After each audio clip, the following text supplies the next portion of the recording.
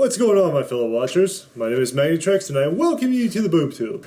And today I want to address something that is very serious to you guys out there.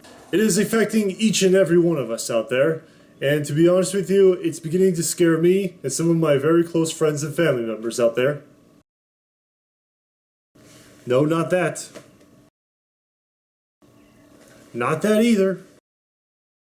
Or that. Yet. But what I'm talking about are the Bronies. Christ on a crutch, where do I begin with this?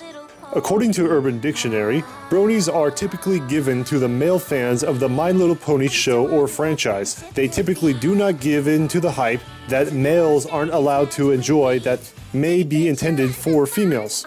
Over the past several years, this growing trend has become somewhat of an annoyance to me. The reason is that it's pretty self-explanatory. You have fully grown men buying, collecting, and even dressing up as My Little Pony characters. And call me old-fashioned, but don't you think something like this should be reserved for girls only? I mean, that's just my opinion. Anyways, that's not the main point. The main point is that how did this trend start to begin with? That is what I'm trying to figure out. I mean, the franchise itself has been around since the 80s, but you never seen guys back then getting into it. I knew with a little research that I would get it down to the bottom of this, and sure enough, I believe that I found its origin. Hey, Charlie! Hey, Charlie, wake up! Yeah, Charlie, you silly sleepyhead, wake up! Son of a bitch. So for those of you who are unaware of this one-hit wonder, Charlie the Unicorn is a Flash animated short film and viral video created by Jason Steele of Film Cow. The short film follows the life of Charlie, a lethargic unicorn, and two other unicorns who bring him on allegedly magical adventures. I say allegedly because, well, I'll explain that in a few minutes. The film was envisioned by independent animator Jason Steele of production company Film Cow. Steele originally created the video as a Flash animation test for his mother. The video was partially credited to her and was released by her username The Type Queen on Newgrounds.com, where it rapidly gained popularity. The video was later uploaded onto YouTube by Jeff Swanson, where it rapidly gained viewership and continued to increase in popularity. So let's not waste any more time. This is Charlie the Unicorn. So the scene opens up with Charlie sleeping in the middle of a quiet meadow as he is greeted by his two friends, which I swear to Buddha, listening to their voices makes me want to blow out my own eardrums. You silly sleepyhead, wake up! This had better be pretty freaking important. Is the meadow on fire? So Charlie's friends tell him that they found a map to Candy Mountain and need his help to tag along for whatever reason after they bounce on Charlie's back to convince him to go. So after a quick walk, the three of them come across a Leopleurodon.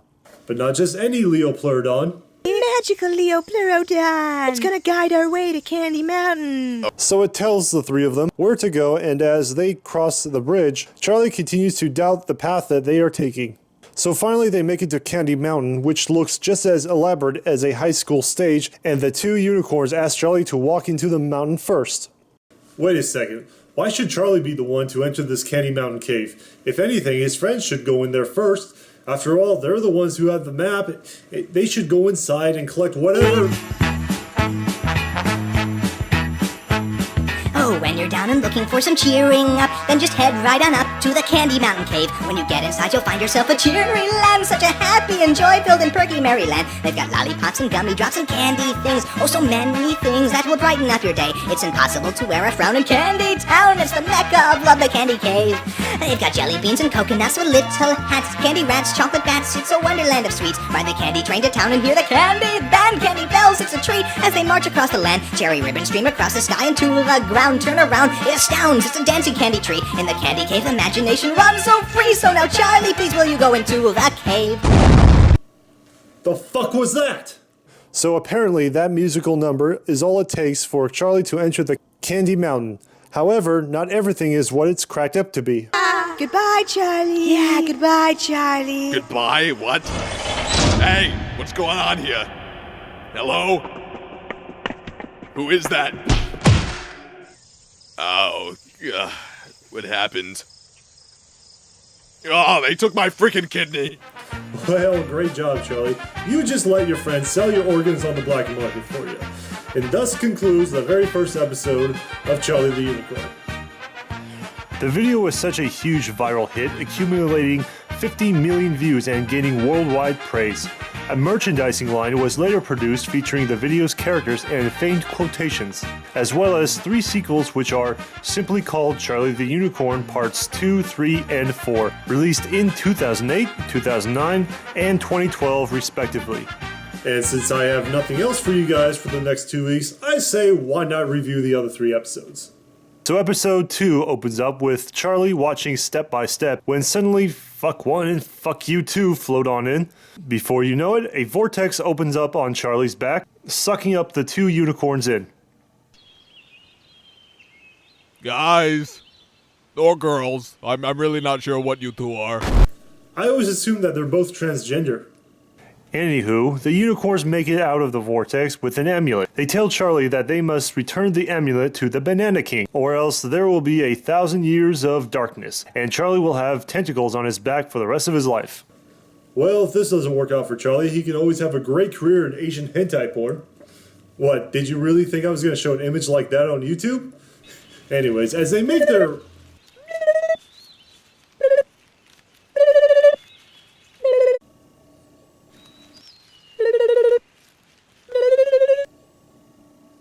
Really?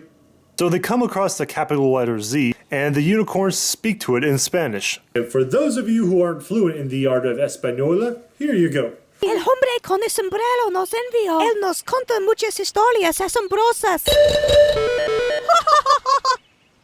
What? Cenamos el tortugas esta noche. Serán buenos, ¿sí?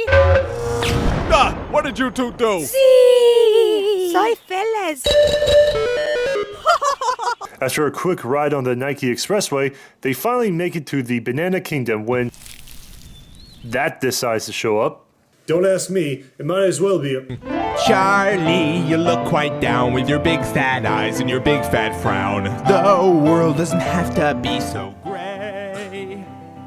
Sings? Charlie, It when you're fucking like sings? that, that's when you're feeling Really? blue or was in distress. I know. As they return the amulet, it turns out that the amulet declares Charlie as the Banana King for whatever reason. So it keeps him suspended for a few seconds as Charlie realizes one thing after heading back to his place. Guys, where are you? Ah, you gotta be. Great, they robbed me. Come on, you really had to have seen that coming, Charlie. Anyways, on to episode 3, I suppose. Ah, Whoa! Jesus Christ!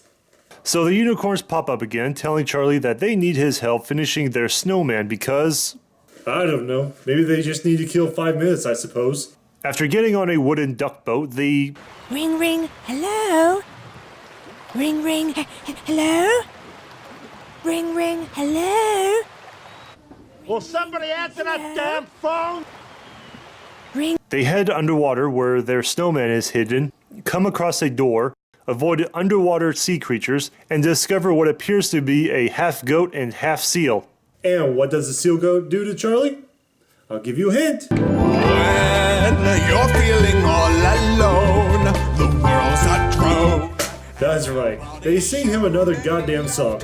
Only this time, they decide to hip it up. adorable or creepy? Lungfish, blackfish, alligator, icefish, hammerhead, hammerhead, anaconda, flathead, manta ray, stingray, fangtooth, moray, goblet shark, grass carp, brown river, bat ray, noodlefish, hagfish, man o' war, ladyfish, black eel, baby seal, sprat koi, electric eel, lamprey, pejerey, yellow edged moray, salmon shark, sleepy shark, featherback, and eagle ray. After all the sea creatures explode underwater, Charlie finds the snowman only to be knocked out by sleeping gas. When he wakes up, well, what do you think happens? Oh, where am I? Hey, what happened to my heart? Oh, come on, really? What did that accomplish? Why would... Oh, look, it's my kidney. You know, Charlie, there's an old saying, fool me once, shame on you. Fool me 3 times, then you're a goddamn idiot. I mean, it's almost as if this guy actually wants to be abused, because he knows every time he goes on the journey with these 2 assholes, something's gonna happen. Anyways, let's get this over with. Here's episode 4. So Pinky and Blue quite literally crash right into the middle of Charlie's daily walk, only to tell him that this is the end. Thank God. So they tell him that a space millipede is planning the destruction of the moon when... I don't care. I don't know why I'm even asking. It's obvious I have no actual choice here. How about we save some time and just go to the freaking moon? Oh my god, that would be amazing! Hey, what? Oh! I don't understand how you can do these things. Isn't it obvious, Charlie? They're both gods. After a quick spacewalk and some electroshock therapy on Charlie's face because they see a bug on it. He's got a gun! Oh, God. He's got another gun! Chase me, bro. So they finally make it to the moon where the giant millipede ambushes them and begins to... I am a millipede, I am amazing. I command you to gaze upon my face. You'll never find someone charming as I am. I'm the swankiest bug out in space. Skip! You did it, Charlie! You defeated the millipede! I'm sorry, guys, but 3 songs a day is the limit for me. So after the millipede finishes its song and explodes, the unicorns go inside the cavern where Pinky and Blue rigged a bomb to blow up the moon with Charlie on it. After bailing on Charlie, the starfish pops in to rescue Charlie, teleporting him back home. Yay! Bye, Charlie! Okay, who's next? Oh! Hello! Well, this is embarrassing. Oh, YOLO! And then Charlie impaled both of them to death with his own horn. The end! As much as I talk about how much I found these stories to be idiotic, they in fact are quite funny at times. Which is the whole point of internet humor, and that is to have a plot to your story while making some random ass jokes along the way. And if you and a few friends think that they are funny, then chances are that someone else will think that this is funny as well, and share it on the great World Wide Web. Which is exactly what this guy did. And thus, the very first episode is an absolute classic for YouTube. And younger generations today will continue to enjoy it for years to come. And that is why I give the very first episode a 4 out of 5. As for episodes 2 through 4, well... It follows the same repetitive pattern in which they have a situation, go on their journey, something happens, they come across a creature that sings, Charlie gets fucked over, and loses something. Rinse, wash, and repeat. Which is why I give these 3 episodes a 2 out of 5. And because of how much of a huge impact the first episode had on the general millennials 10 years ago, I believe it stuck with them for a long time until someone decided to bring in a cartoon pony franchise which fully grown men can enjoy. That is my theory and I'm sticking to it. My name is Magnatrex and I...